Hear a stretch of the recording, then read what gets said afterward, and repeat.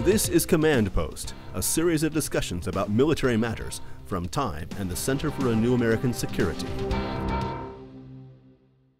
Jim, is it right to believe that the real risks to the United States are not so much inside the Department of Defense, that it's relatively capable, but inside our water infrastructure, our electric grid?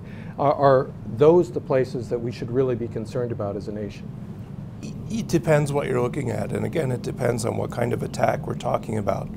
For the use of cyber techniques equivalent to something that would be the use of force, cyber as a weapon, it's the electrical grid, right? Very vulnerable, easy to attack, a natural target for everybody from guerrillas to the PLA.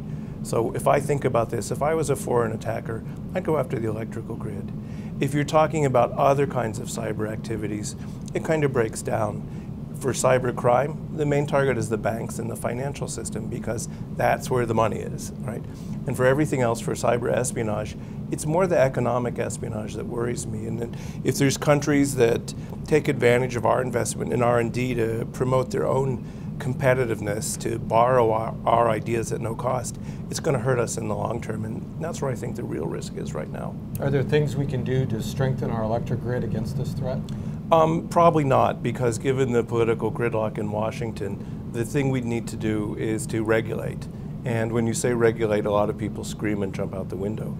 But we know from test after test that companies think they're doing the right thing. They'll say, my control system isn't connected to the internet. And when you actually check, there's at least 20 connections. So left to their own devices, the industry will never do enough. Sad but true. Kristin, do you agree that the electric grid is our greatest point of national vulnerability in a war kind of scenario? I think the utilities are of concern. I'm less worried about the parts of our critical infrastructure, for instance, the financial infrastructure, where the companies themselves have a high incentive to invest in cybersecurity. I am more worried, like Jim, and the electrical companies, the water companies, because these are companies that are already operating on razor-thin margins. They are already having a hard time convincing their boards to invest what resources they have in a rather amorphous threat where the return on investment is unclear. So I think in that circumstance, they are likely to underinvest in cybersecurity, but the problem is it has broader repercussions for all of us, not just for those companies. And so for that reason, like Jim, I agree that probably only some kind of regulation is going to be the solution. And are we going to have to wait until we've been attacked and lost our power grid before we see that level of progress? I hope not, and I think there is some movement. I think the Department of Homeland Security is trying some initial steps to see if they can move these companies along. But you know, it's a cat and mouse game. You don't know how long you can play this game before a threat comes along, and even if there's progress, is it going to be fast enough, and is it going to be enough, period? Call me a skeptic, or let me play devil's advocate here. I've been reading about the threat to the electrical grid and the water services for more than a decade. Okay, how come, at least to my way of thinking, nothing's happened? How come even moderately skilled hackers haven't taken one down, which might generate the sort of impetus to build these kind of walls? If it's not happening, why should boards of directors spend money to protect against a threat that they may not perceive? It's a fair point, and nothing has happened. But the reason it hasn't happened is because right now it's too hard for your average hacker. Terrorist groups don't have the capabilities. There's probably about half a dozen countries in the world that could use cyber as a weapon and bring down electrical grids.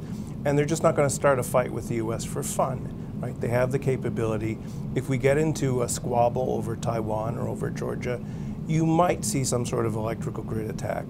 But the other guys can't do it yet. What I worry about is the day we wake up and find out that Al-Qaeda or some other group like that has acquired this capability. And the way we'll know it is our lights won't go on, right? So right now, the reason you haven't seen it is because the only folks who can do it are our big nation-state opponents, and they can be deterred. When we switch to lower-level groups, that's not going to be the case. I think your question is completely reasonable, Juan, and boards of directors and the boards of companies have exactly the same question. And I sympathize with them, and it is a completely reasonable question, and it will seem that up until the day after there is a cyber attack, and then we will be asking why they didn't invest and why they didn't see it coming. And we'll be writing about that. Correct.